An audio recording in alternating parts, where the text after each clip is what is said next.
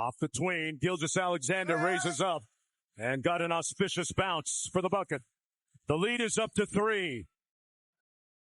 A rock fight in the Rockies in Oklahoma City. Hey, man, that's low-key disrespect for the rock fights. It might be. The rock fight, at least we hit somebody. Yeah. That's true. Shai Gilgeous-Alexander's 25 points were enough to help carry the Thunder on a day that nobody could hit anything from the field. And they have tied up the series at 2 games apiece. Welcome in. It's Playoff Central Live, presented by AT&T. Brendan Haywood, 3D. Dennis Scott, I'm Matt Weiner. Good to have you with us. This game was all kinds of ugly, especially in the first half. 17-8 after the first quarter. That ties an NBA postseason record for the lowest scoring quarter ever. OKC let Denver stick around, and it was competitive.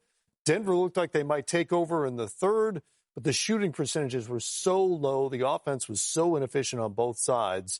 How did OKC finish this off? They basically got lucky that the Nuggets were a little tired, dead legs. Just played, 36 hours ago? So both teams, when you watch that first quarter, I'm sitting at home before I'm coming in, I'm like, are we having a flashback to the 80s where guys just can't make wide open shots? I mean, just simple stuff. But then you're taking the fact that they hadn't played in 36 hours, and that game was a brutal game, game 3, and now you're coming back. Now, after halftime, to your question, Matt, things started to settle in. Nuggets started getting a few layups and one. The game started flowing differently. And then OKC's defense, what they've been playing all season long, finally stepped in to close out the ball game. That's the key for me. It's OKC's defense, and that's why you want to be a well-balanced team. It's great to be a team that can score 120, 130, but this time of year, you need that defense. When the game slows down, the officials aren't blowing the whistle as frequently, you need your defense to step up and be able to win you ball games. That's what OKC was able to do tonight. If you just look at what they were able to do against Jokic over the last 3 games, even in the games they've lost, but just go over the last 3 games, Jokic of 21 of 63, the last 3 games, 4 of 22 from the three-point line. Look at this defense. Right there, Hartenstein, good defense. You see Chet coming over to help. Hartenstein gets the block. They are all swarming, active hands, fighting, not letting Jokic get his spot. Jalen Williams, the other J-Dub with the great defense right there. Once again, look where Jokic is catching it. Cason Wallace making it look crowded. Then SGA, he's coming over to help from the elbow. And we got Chet coming from the baseline. Jokic has to pass the ball. It ends up going out of bounds on OKC, but you see the theme here. It's active defense. It's hustle. It's fighting for every spot. Nothing is easy for the big fella. The big fella's used to cooking this time of year, 3D. Yeah. Look at this defense. On the weak side, everybody from OKC is swarming. OKC has been a top-tier defense all year long. Number one. That's top tier. Yeah. Doesn't get any more top than that. And their defense was the main reason they were able to win this game. When you look out there, they frustrated Jokic. He couldn't get his number. He couldn't get his shots off. This is the the third game in a row where Jokic has really struggled. And when you look at the numbers from the field, what Denver was shooting, 31% from the field, 24% from 3. That is absolutely suffocating from a defensive standpoint, and you hold Denver under 90. Denver shot 9%. 9% in the first quarter. Unbelievable, man. It's hard to imagine they were even in this game. Yes. But OKC has won games in this series by scoring 149 and now 92. Coaches and players, veteran players, guys who've been through championship runs will talk about this all the time. The ability to win different types of games. So maybe this was part of the learning curve for the Thunder. Well, that's why you love the Thunder. They can win the game. We've seen them put up 149 in the series. So they can win a game scoring 150. Yes. But then guess what? If you want us to go deep into the mud and mud wrestle with you, we can win a game in the 90s as well. And that's why so many people have OKC favored to come out of the Western Conference. It's because of the combination of offense and defense. If it comes down to hitting threes, we can play that game. Getting out in transition, we can play that game.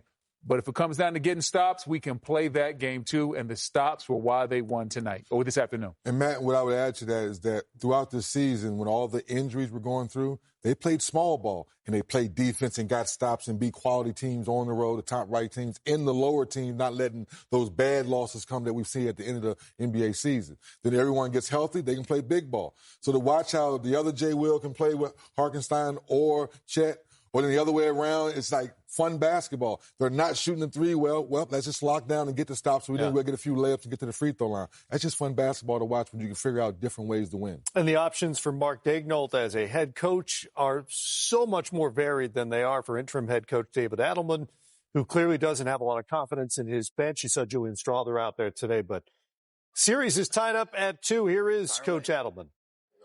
Coach, what do you attribute the poor shooting overall? And also, you guys have made a legacy on being able to finish, and weren't able to finish today. What do you think contributed just to being such a bad first and fourth quarter shooting? I thought a lot of tired legs out there from both teams. I really thought the difference in the game is their bench kind of lit a fuse for them. Like they made threes, when we zoned up. Pretty incredible in a game where the two teams shoot 21 of 86 from three. So I thought you could see right at the start of the game, you could see both teams, just the legs were not there. The finishing around the basket is their length. We can't go 10 for 25 near the rim. You have to finish those baskets. It's so hard to get there. And it's funny, this game was so similar on both ends. You look at them, only 30 in the paint, 15 to 30. So I just really thought the difference was those guys, give them credit, Caruso, Wiggins, and Wallace. Those shots were the difference. We got up 8 through pure effort and energy, not necessarily playing well. And those guys made a huge impact. And then I thought when we went back to the man-to-man stuff, Shai's tough in the pick and rolls, but we did a decent job on him, but we did not execute offensively. You can't take a 5-second call. There was multiple things that happened there at the end where the game just slowly got away from us. So a lot to learn from. 3-game series now, going down to a building that we know it's tough to play there. We found a way to win down there before. So we'll regroup tomorrow, watch the film, get better for Game 5. David, you mentioned the energy and the effort in the third quarter, started the fourth growing it to 8. Why wasn't that able to be sustained in the fourth quarter and down the end? Yeah, I think sometimes when you can't make a shot, at some point it's going to affect you. I could not believe the guys throughout the first half, when nothing's going good for you offensively, how it never affected the energy on the other end.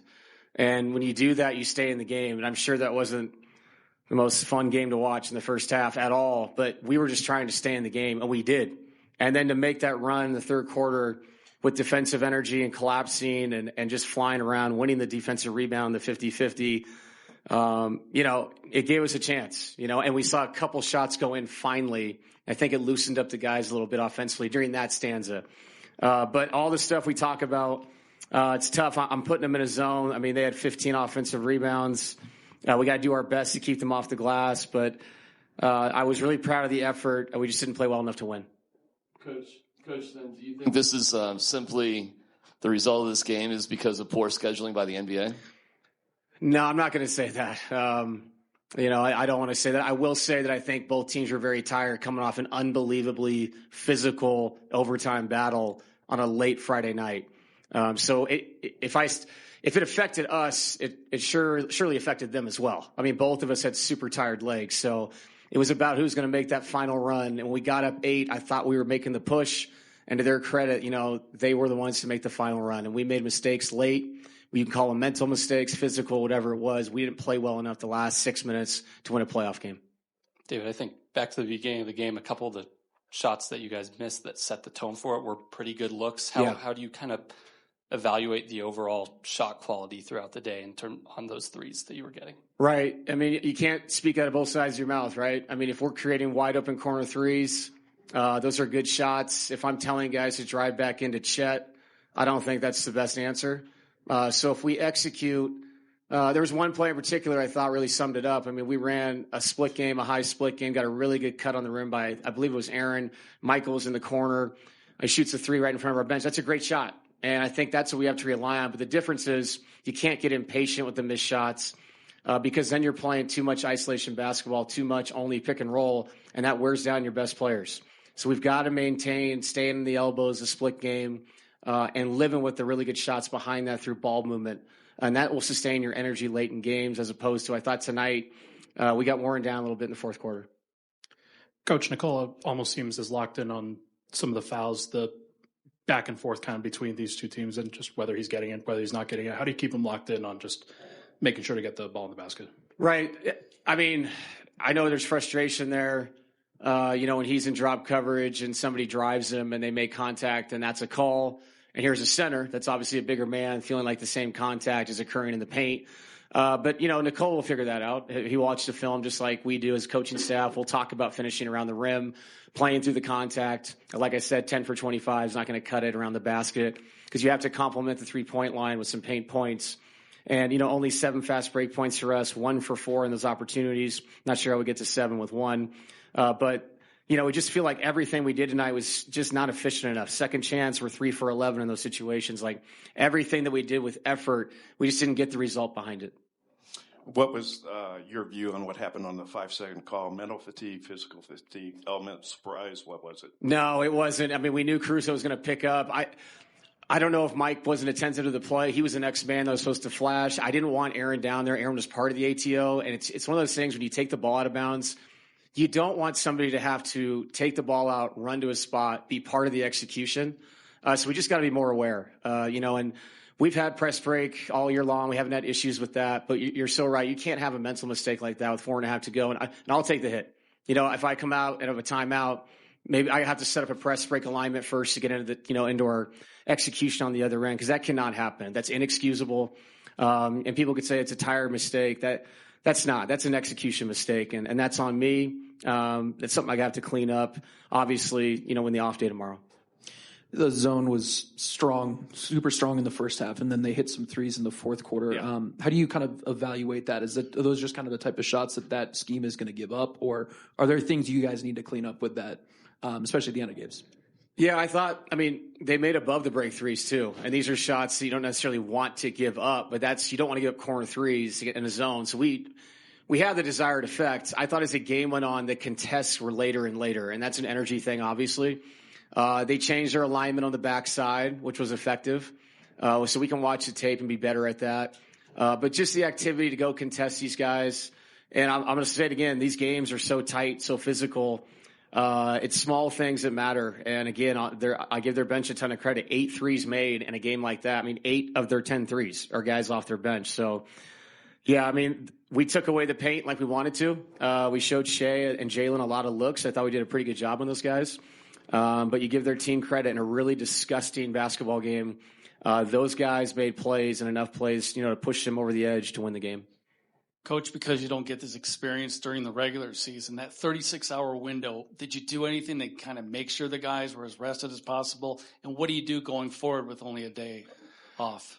Yeah, the good thing is at least this next game, we have all tonight, all tomorrow, and then, game 5 is another late night Central Time game, so we'll probably tip at 8:50. So at least this one is legit rest. It was almost impossible, this situation. You just don't do anything. You stay off your feet. It's all mental reps. The only time we had them on their feet was a very general walkthrough on the court of a possible adjustment. We ran a different kind of zone to start the game, a few things offensively, to get better at, and then you're just off your feet. It's really your only choice. You send them film at night that they can watch while they're just hanging out at their house.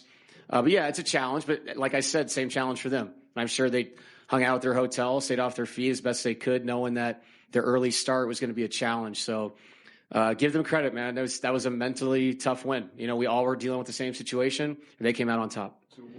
David, you've touched on it a couple of times, but their bench outscoring you guys. So much has been made about how deep this roster is. How do you try and counter that? Well, we just have to get more from more people, and I have to, maybe play more than 8 guys. I felt like it was, once we pushed it to 8, I really stayed with a shorter rotation, thinking that we had a chance to kind of push that thing, and take control of the game, because both teams were so exhausted at that point.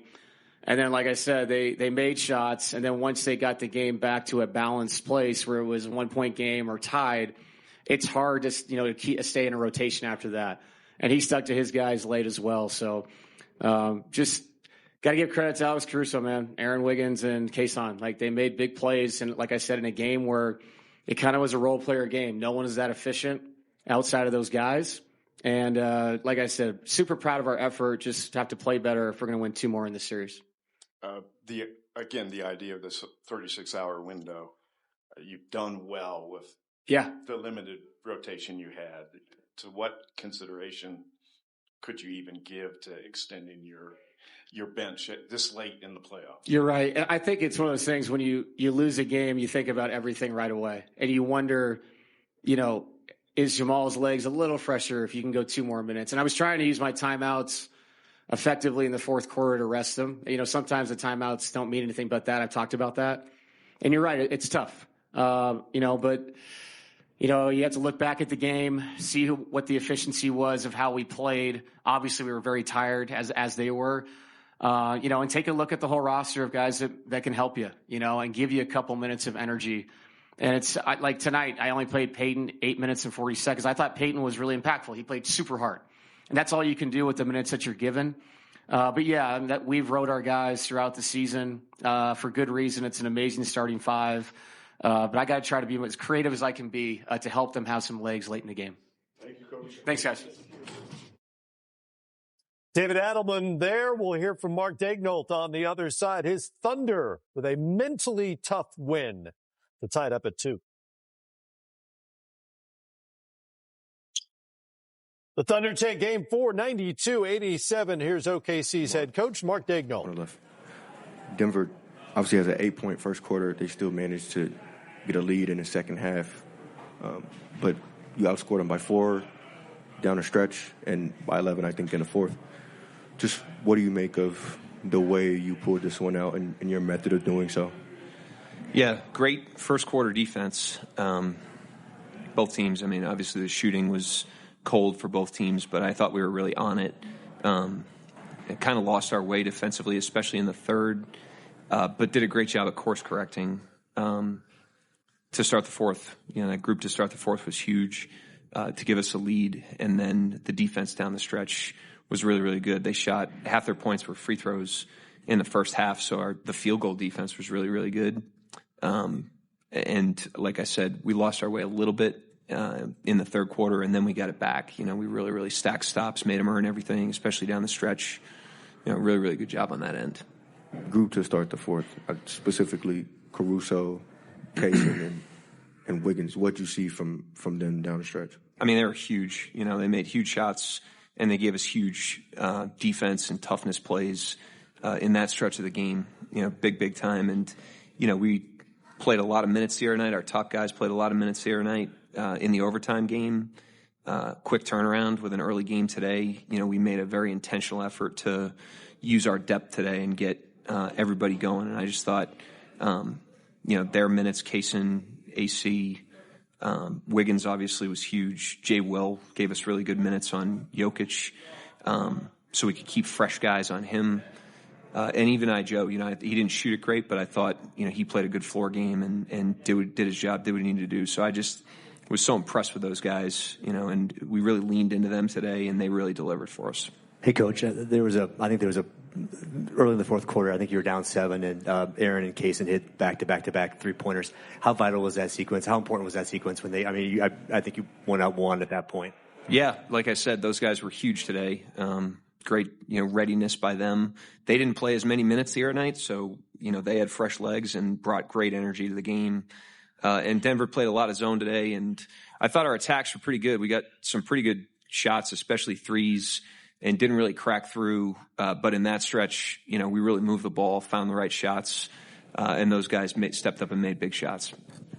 Mark, you got a couple things going to the rim, Shai and Dub late.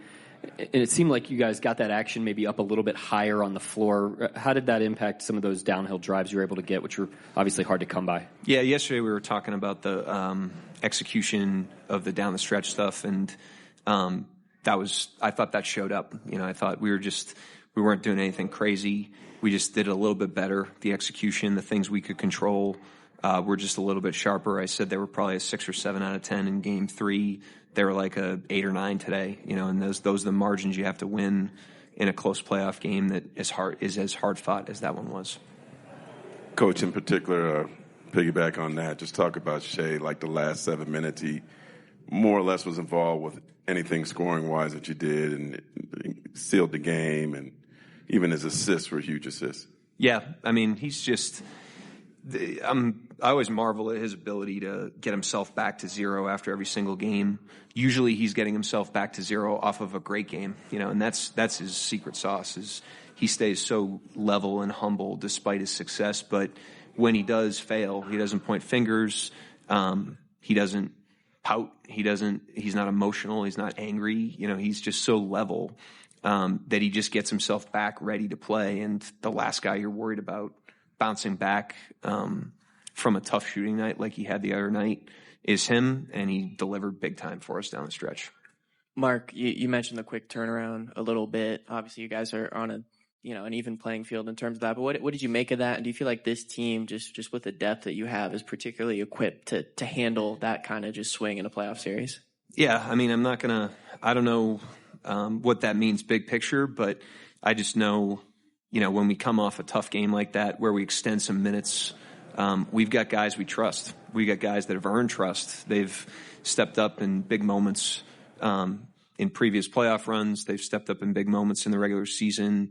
They have the trust and support of their teammates, and they feel a sense of responsibility to go in there and play the way they did. And I just thought we tried to keep the subs very fresh in the first half, and everybody that touched the floor brought energy to the game. And those guys in particular that I mentioned off the top, those bench guys today were unbelievable. They just brought great juice to the game and made big plays for us. Shai didn't have a bucket in the second half until that drive with 4:36 to go. Obviously a few big buckets down the stretch. Wasn't able to get a lot of shot attempts. I think only 2 shot attempts until those last 5 minutes in the second half. What was stopping him from getting looks, and then how did things open up for him those last 5 minutes? Yeah, I mean, some of it's execution, some of it's the defense, some of it's shot making, but it's he was pretty sharp today, but Dub goes 2 for 13. Murray goes, where was Murray? 5 for 15. Jokic 7 for 22. It's this is the playoffs. It's hard. It's really, really hard to get great looks. It's really, really hard because of the physicality, the scheming, the familiarity. It's much easier to score in the All-Star game, obviously, for those 4 guys than it is to score in the playoffs. So I thought our guys on our end showed great resilience of just staying in there for the game. And Shai, obviously, not his best third quarter, but he really, really delivered down the stretch.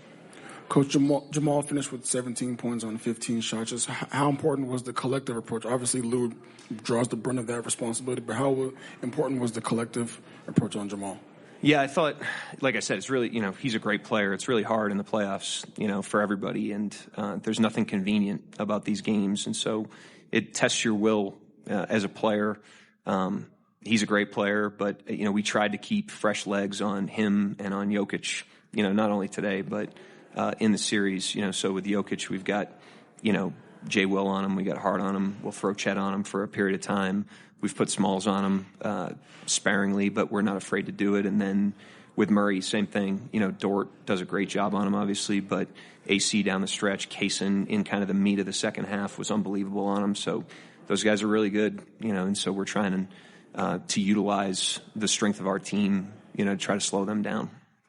Mark, both you and the players expressed a lot of optimism after Game 3, but is there a part of you that is happier to see your group win a game in this fashion than maybe the fashion you did in Game 2, or does that not kind of matter? Just getting it back to 2-2 is the most important thing? I mean, every game's different, so you have to play the game as it comes and learn from every experience. The one thing I will say is, competition's about throwing punches and competition's about taking punches. And every time you take punches and you get back up, you get stronger, and that's what we're preaching to our team, we lost a tough one the other night in overtime, stood back up today, especially at the start of the game. I really love the approach to start the game. And then we took punches in the game today and had to stand back up. But every time you do that, you bind together more, and you get stronger, and that's a good thing for us. You have to embrace every experience that happens in the playoffs, whether it's positive or a challenge. Mark, you talked about Lou's defensive impact, but he's been an integral part on both ends for you guys this year. He shot 42% from 3 during the regular season. For whatever reason, the shots aren't really falling. I think he's under 30% in the playoffs. How do you sort of evaluate playing on the margins with stuff like that whenever, I guess, the margins are so thin in the playoffs, of just riding out those stretches, because he has been a guy who's been somewhat streaky? Yeah, I mean, I definitely trust the body of work over time more than small sample sizes. So, if the question is whether or not I'm confident in Lou's three-point shooting, I am, because he's shown the ability to not only make a lot of shots over a long period of time, but he's made big shots, in big moments in playoff games. So he's the last guy I'm worried about. But, we also have a deep team, and I thought Kaysen gave us good juice tonight. Caruso was really engaged in the game in the fourth quarter. Decided to go with those guys down the stretch. It wasn't necessarily related to the shooting. It was more related to how the guys that were in the game were playing. Can you kind of touch on the poise of Kaysen Wallace specifically? Caruso's been here, Wiggins has been around longer, but it's easy to forget that Kaysen's a second-year player. Yeah, it is, because he doesn't act like it, he doesn't play like it. So, great juice tonight. He was unbelievable on Murray. He made some big, hustle plays. He made I think a deflection on Gordon in transition right before we subbed him out. That was a big-time play. And then offensively, played really well, really, really solid. Shot the right shots, made the right plays for the most part. But he was fresh, too. I didn't play him a ton the other night. And so we knew we would have fresh legs with him and that he was ready to compete in the game, and he delivered.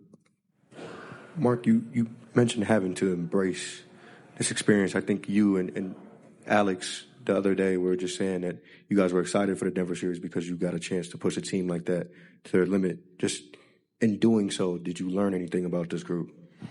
I mean, today wasn't an end point. It's a series to 4, and it's 2-2 right now. So we're not drawing any conclusions, but you have to embrace all the experiences that happen in the playoffs. There's a reason, that everybody loves the playoffs. It's because it's really challenging, and you got to be able to rise to different challenges. You have to be able to rise through the discomfort of the playoffs, whether that's individually for a player that's struggling or whether that's collectively for a team. And if you take the right approach to that, it can forge you into a better team and into a great team, as I said the other night after the loss. And I thought we got strong. We're a stronger team right now internally, not even relative to the series. We're a stronger team right now than we were 4 games ago because of these experiences. And we just have to continue to take that mindset to whatever comes our way. Mark, I think it's 3 straight games now that you guys have won the rebounding battle after game 1. Just how do you like the response from the group after the physicality Denver showed in that first game, just kind of on both ends, offensively and defensively? Yeah, Denver crashed harder tonight, so that was a taller task tonight because I think as they missed shots early, both teams missed shots early, started sending a lot of guys to the glass, and so they were firing in there, and we really had to earn a lot of those rebounds, and we did, and so the guys done a great job on the offensive glass as well, and pretty much limiting their transition despite the offensive rebounding. We got to hit them, but if they're crashing in there, we think we can run them if we get the ball, and that showed up multiple times in the game. So, a great effort by the guys, physicality. Anyone else? Thank you. Yeah, it was this kind of game, especially that first quarter. Brick. Woof. Brick. Is he building a subdivision or a mall? 17-8. Which one is he building? It was nasty out there tonight. Was he building a highway? It was nasty out there tonight. Good gracious, Matt. Oof. Especially from the Denver side. I mean, Jokic 7 of 22, Jamal Murray 5 of 15, Christian Braun 4 of 11, and then Russ off the bench 2 of 12. It was nasty out there for the Denver Nuggets. I'm gonna steal a page out your book because I want both of your thoughts on this. Do the rest of the NBA copy off what OKC's done, because they're one of the few teams that's always played 10 or 12 guys all season long. Think about that. The Warriors tried in the beginning of the season, then they got away from it. But this is a team now that's showing you can play small ball, you can play tall ball, you can walk the ball up the court, you can play fast tempo. But more importantly, you got to play good team defense and have enough guys that can play the wing, the post defense. Guys are making Joker play the worst percentage we've seen in a very, very long time. And your bench is deep. In the playoffs, when you really need it, where we look at Denver, outside of Russ, there's no one on that bench we really can trust. Even Russ has up and downs, ebb and flows of the playoffs. So my question to both of you guys, do you think more of the NBA will try to do something like what OKC's doing is having 9-10 games? You say no? Do you know why I say no? I think we'll have the same answer. Because almost no one has OKC's roster. Yes. Think of all the... But you got to get... You answer your question. You got to have a GM that can get the roster. Bingo!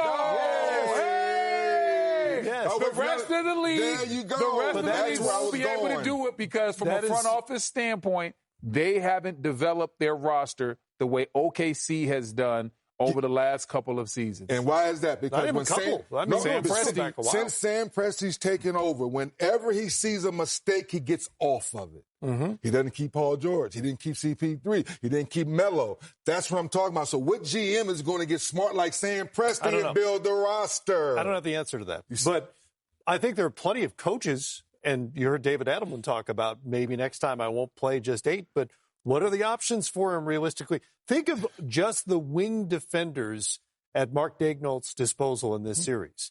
Casey Wallace, Caruso. SGA to start, right? Lou Dort. Yes. Alex Caruso. Cason Wallace is out there. These are all guys he can throw at Jamal Murray throughout the course of this series. You think that's going to make life easier on Jamal Murray? So we're saying that hopefully that some of these GMs are not going to get smart enough to make better decisions, or do some of these GMs need to get fired and bring in new ones? Well, I'm not here to fire anybody. It's Mother's Day, man. This ain't Father's Day. I'm just saying, I ain't trying to take nobody's job. I'm not trying to take nobody's job. I'm saying that there are plenty of coaches who would love to have that kind of depth, and there are plenty of GMs who would love to have that. But the reality is, the vast majority Sam Presti, once again, that's why he got Executive of the Year. He's Executive of the Year. There you go. OKC can play this style because Sam Presti, that front office, has done a great job of drafting talent. Coaching staff has done a great job of developing talent. Correct. And when you look at the difference in this game, Mark Daigneault can go to his bench and say, I trust you, Caruso. I trust you, Isaiah Joe. I trust you, Wiggins. Mm-hmm. On the flip side, for Denver, they trust Russ, and that's it. Right. All right, let's go to Shai Gilgeous-Alexander. Man, why you starting trouble, man? That was a loaded question. Yes, because that's the truth. Shai, the resolve that you guys showed throughout, the tone you set and the way you closed it, what did you like best about the overall performance and the way to get out a win? Yeah, I think we fought. We stayed the course. Like the game, the game, especially in the series, has been so like random almost. And it's thrown like different things at us, and I think we've been able to stay the course. We did that to perfection tonight, and it gave us a chance late, and then we closed the game. You and Dub were able to get downhill and kind of maybe extend the defense a little bit more. What did you think about the ways that you guys were able to maybe stretch some things out and get some downhill attacks? Yeah, we're decisive. We just tried to be aggressive. Nothing more than that. Shai, kind of building off that, they obviously made it tough for you to get into the paint for the vast majority of the game. You know, a lot of that's the zones that they're throwing at you. What are they doing defensively that's making life difficult for you? And then, you know, what kind of opened up for you down the stretch? Yeah, they're doing a good job of throwing multiple bodies.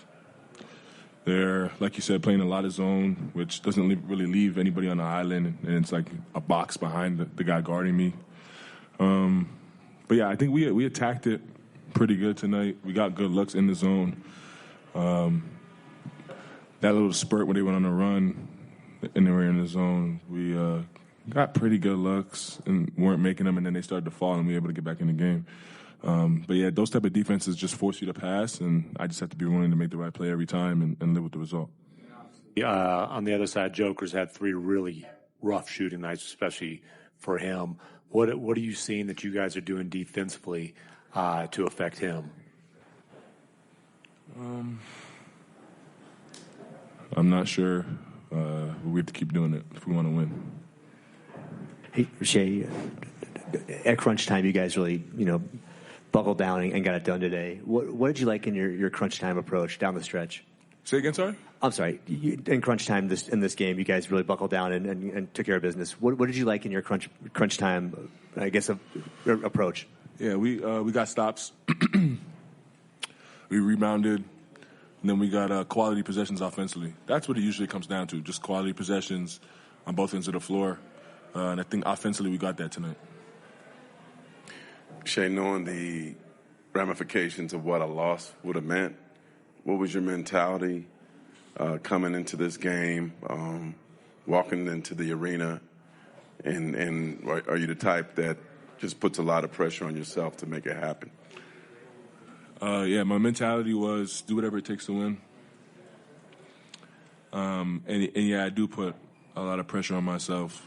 I have very high expectations for myself. I always have. I always dream big and reach for the stars. And I try to accomplish my goals. At the end of the game, you almost kind of like a closer in baseball. I kind of felt like you closed the game. Did you feel like, especially with such a tough offensive night for everybody on both sides, that whether it's you making a shot or you getting into the right teammate, that you had to close the game? Yeah, I always feel like I have to. I always feel like those are the moments where the guy on the team earns his buck. You earn your money. You close games, you win games, and that's what everything's about, winning games. And the later you go in the season, the better the teams, the closer the games, and you need to rise to the occasion. Mark was just saying that, 4 games ago, or 4 games later, I should say, that you guys are a stronger team now because of these experiences, because of sort of the way you close a game like today, and that sort of shows internally. Just how have you seen that sort of manifest? Yeah, I think, I said it to Gallo, the series has thrown so many random things at us, things that like are unexpected, are like out of the norm. And I think we've done a really good job of just like accepting where we are and not fraying from who we are and who we've been all season. And I think that's why we got a W tonight and are able to even the series. We've done a really good job of just like not wavering from our identity. And as far as you, going back to you being a closer, clearly you've tried to get that step back 3 to go for the past 2 games now. How sort of gratifying is it, even though that shot hasn't really gone down, how gratifying is it for you to sort of close a game like today knowing all that Denver's thrown at you? Yeah, it felt good. It always feels good to win, sucks to lose. And like I said last game, I'm always willing to take the good and the bad. And last game I took the bad, and tonight I'll take the good. Shai, after that tough third quarter, and you guys bounced back in a big way in that final frame, how significant was those guys stepping up in the sense of Casey Wallace and Aaron Wiggins and Caruso and all that? And is that something that happened organically? Did you guys say something in the timeout? How did that all play out? Yeah, that's who we've been all year. We've been a deep team. We have guys that have come in, stepped up all year. We've had injuries. Guys have stepped up their role. Guys have lessened their role and jumped back into rotation and had big minutes. Like, we've been a team that has just done whatever it takes to win across the board. And that group to start the fourth did a really good job of getting us back in the game. And definitely the reason why we won. Shai, a big topic of discussion for this team the last couple of years has been the youth and lack of experience. Just wanted to ask, with a guy like Caruso through these 4 games and the series before, how has he sort of filled in the gaps for you guys with sort of just elevating and going to the next level learning? Yeah, he's a riser. He rises to the occasion. It's clear as day how special he's been to us. His like ability to just impact the game, impact winning, and whatever it calls for. He, whether it's making shots, whether it's getting deflections, whether it's getting steals, getting stops, picking up full court, rebounding, cracking back, like he does whatever it takes, and he does that at a high level. And he's the only player on this team that's won a championship, and it's no coincidence. He does what it takes to win basketball games on the highest stage, and he's done so far. Yeah. Your mother was a great athlete in her own right. Dealt with high pressure situations. Do you get any counsel? I assume you talked to her before the game and said, Happy Mother's Day. Yeah. Did you receive any counsel from her? Did she give you any words of wisdom that carried with you today? My parents, they don't like hype me up or turn me up for basketball games. But one thing like she always taught me was like, no matter what happens, she's going to love me. And I guess that gives me the ability to go out there and not really care what happens. The people that matter most in my life are going to treat me the same way no matter what happens out there. And that gives me the ability to just trust my work, trust whatever happens, and be able to put a smile on my face at the end of the night no matter what. What's your mentality going forward now with the split? The series is 0-0 in its first of 2 games. Thank you, Shai. SGA and the Thunder headed back to Oklahoma City, tied up at 2. We hope to hear from Nikola Jokic. Our press conference coverage continues.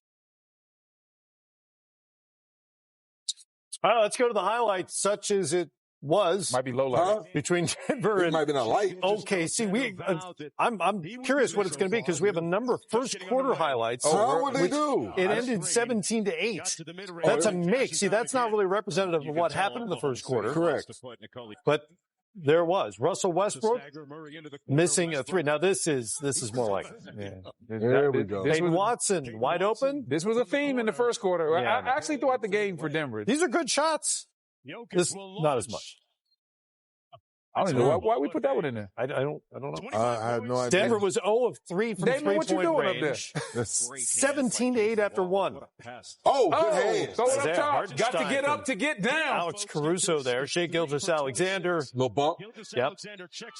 If you're on offense, it's a bump. If you're on defense, hey, man, he pushed me. That's a push-off. There you go. Jay Billis did a great job explaining that. Yes, the little chicken wing. Yeah.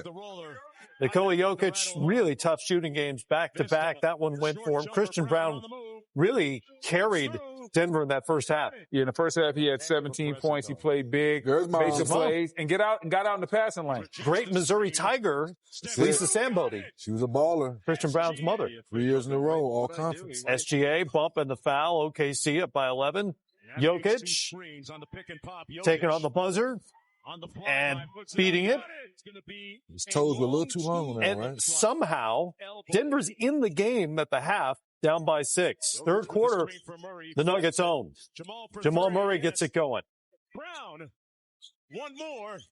And then it's Gordon all by himself. That's not OKC defense. Rhythm dribble, knock it down. More of the same from Denver. Braun gets it back to Jokic. Here's another Denver three. That one's bringing it up. Shot nearly 53%, 7 of 11 from three-point range in that third quarter, won the quarter by a dozen, and it looked like they were rolling towards a win. It was looking like it was going to be Denver's game. They were going to pull away, but guess what? Jokic goes to the bench. OKC makes a run. And next thing you know, we got ourselves a ball. Got wide open threes here. It's Aaron Wiggins knocks down the three. OKC's bench hit 8 threes. Excellent ball movement. That's the key to that success on the offensive end. Sharing is caring. From Denver to start. It was Cason Wallace and then SGA. You see the footwork and the fadeaway. That's what he does. Gilgeous-Alexander with 25 on 8 of 19 shooting. King of the mid-range. More of the same. This may have put it away as he goes right down central. OKC wins it 92-87. Game 5 coming up Tuesday on their floor, all tied up at 2 apiece. Here's Christian Braun.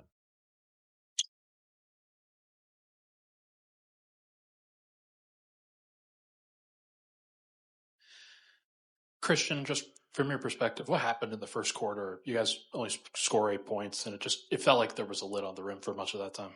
We just missed a lot of shots. I think we got a lot of good ones. They just didn't go down, and I think obviously that's a big part of the game. Our big moment in the game, we just didn't play well offensively. Thought our defensive energy was great, though, even though we were missing shots. So just got to keep that up. Christian, despite the rough start, you guys are up 8 at one point before it gets away. Do you feel like that was just, did you guys run out of physical energy, or was there like a sigh of relief, like we survived the rough start, we're up 8 and we're... Neither. We just didn't make enough plays. I think that we had the physical energy. We put ourselves in a really good spot, I think, and battled back, like you said. Played well defensively all game. Just didn't hit enough shots. Got a little careless with the ball, I think, late. But we'll be better next game, and we'll be ready. Christian, walk me through the 5-second call there. What happened? It's my fault. I got the ball. So I got to get guys in their spots, or at least not take the ball out until guys get in their spots. And we got to be better at that point. It's a big point in the game. I think it was a 3-point game at the time, and then we give the ball back to them. So big moment, and I got to do a better job of getting the guys where they're supposed to be. CB, I know you said you guys generated good shots, but you guys seem to shoot less in the paint today than kind of your normal. Does there need to be a refocus on just getting back into the paint for Game 5? Well, I mean, we always have that focus. I think that we always do a good job of getting good shots in the paint, getting enough shots in the paint. But we shot a lot of really, really good shots, open shots that we will hit next game. And we just got to hit them. That's all it was. We took a lot of really good shots, especially in the first half, and they just didn't go down. But that's okay. We'll be ready for next game. Christian, it feels like throughout these entire playoffs, the momentum has swung so far left, so far right for you guys throughout the entire time. Just what has given you the ability, what has given this team the ability to kind of stay the course? I think we've seen so much. We've been through so much together. Especially those four guys and all the coaches, they've been through so many, series, and they've been to the top. They've won it. They've missed a play. They've done everything. So I think that we'll be ready and we'll stay together. And just the most important thing on our mind is, next game. So we got to be better for Game 5, and we got to go to Oklahoma, and we got to get one. Christian, you guys already been through a 7-game gauntlet. There's a 36-hour, turnaround from 3 to 4. Is it tough, just playing a team like Oklahoma City in this particular type of game that can throw, 9, 10 bodies, fresh legs out there at a time against you guys? I mean, yeah, they're a good team. They're deep. And that's just who they are. They throw a lot of different guys at you. And I think their bench today maybe was the biggest part of the game. They came in and hit a lot of really tough shots, really big shots, timely shots, especially late in the second half. And those guys, I think, put them over the top tonight. But it doesn't matter. We got enough energy. We work hard enough to put ourselves in a good spot. And like I said, we were right where we wanted to be. We just didn't make enough plays. And I think I got to get us organized better on both ends. In the second half, especially when we did get that lead coming out of the timeouts, I got to make sure we're, in our spots and we're ready to play. So we'll be ready. Christian, what's just been the emphasis throughout this series in terms of the spacing around Nikola and trying to make things as easy for him to operate with the crowds that they're showing him?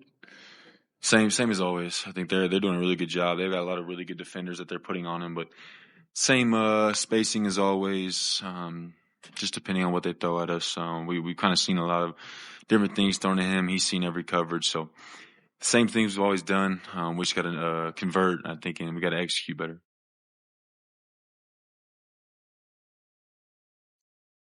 Christian Braun there. Let's bounce over to Chet Holmgren, who had 8 points and 13 boards in the OKC win. Hey, Chet. First of all, how are you feeling after taking that huge blow? And second of all, just the way that fourth quarter played out in the sense of you guys closing out on a win like this, especially on the road, how significant is that in the playoffs? Yeah, I'm good. I caught one, and it stung pretty bad, but it didn't rattle my head too much. So I'm good. And then it's big. That's a must-win game right there. Wasn't pretty on either side, but at the end of the day, you got to figure out how to come away with the win. We didn't do that 2 times already in this series, so it was good to be able to do that tonight. And now, focus moves on towards the next game. We got to, continue to be better throughout the series, put ourselves in a better spot to win each of these games. Is there a relief at all to avoid going home in a 3-1 hole? There's no relief at all. It's, still a really competitive series with a good team on the other side. There's no relaxing until, there's just no relaxing at all. Did you guys gain confidence the way you guys finished in the fourth quarter?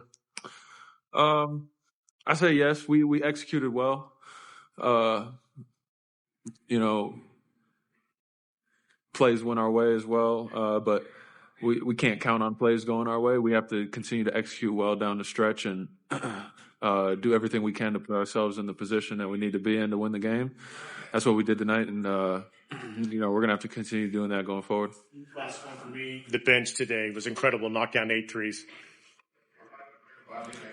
Man, I can't speak enough about those dudes.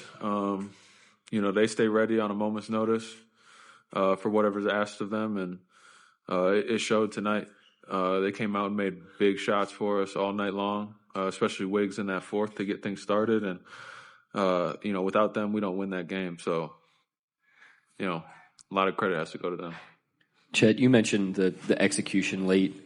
What'd you feel out there in terms of the spacing and you guys' ability to maybe spread their defense a little bit more? You got Dub and Shai on downhill attacks. Yeah, I felt like we knew where we needed to be. We knew what we were trying to do. And then from there, it was just kind of reading how the defense reacted and making plays. And, I feel like everybody who touched the ball in those situations made the right reads, made the right plays. And, we were able to make enough plays to come away with the win.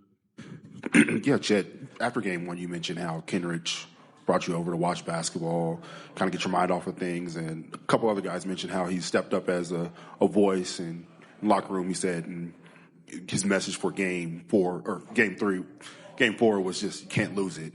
How valuable has it been to have a guy like that hasn't really played in the series staying engaged as a leader? It's extremely important. We can't just give credit to him. All the guys are locked in. They're all, playing their part, doing whatever they can to help push this team forward. And, the huge credit goes to Kay. He's just super steady mind, and that kind of flows on to everybody around him. Just the way he speaks, the advice that he gives us, it's extremely helpful. And we don't have a locker room where guys are afraid to say what needs to be said. And, he's one of the first to be speaking when something needs to be said and we need to figure something out. And we always trust that the intentions are right behind that, no matter who it is. And, we're going to need that from everybody going forward, and especially Kay. Chet, last season you guys were in a somewhat similar situation where 2-1, you're facing going down 3-1 on the road, big gutsy win on the road, you come back home. How does that experience sort of help you handle and approach this one?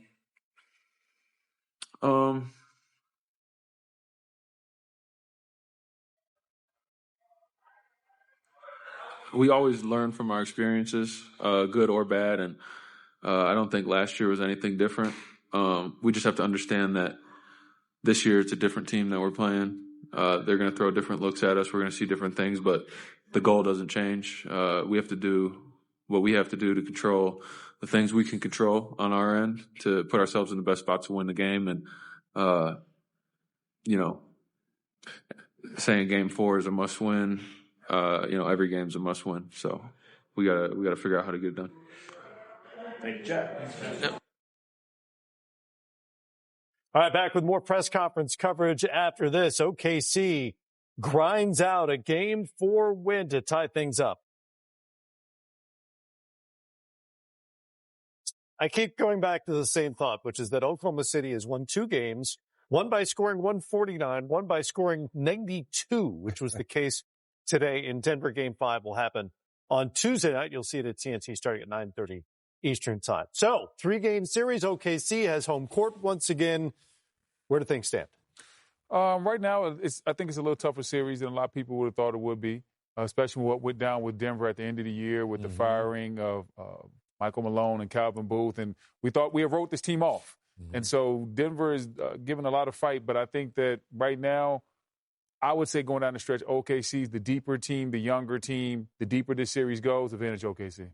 Yeah, I appreciate, to your point, B, with how the fight for Joker and Aaron Gordon showing the fight of a champion, making this thing a little more serious, if you will. And I think OKC has the better team. And I think that college atmosphere, when you go back to OKC for Game 5, will be the outcome. It certainly appears the Nuggets don't have the same margin for error as Oklahoma City does. And the defense, whether they're scoring or not, or scoring efficiently or not, is so significant for OKC. One last thing, I think OKC grew up a lot in this game. They had a lot of blowout wins through the course of the regular season. They were able to win a very tough possession-by-possession ball game down the stretch on the road. That's huge for a young team's confidence. If you're looking for the thoughts of Nikola Jokic or any of the other players from this game, check the NBA app. Check the NBA see app. After Game 4 of the Cavaliers That's and Pacers. Matt's favorite line. Check the NBA app.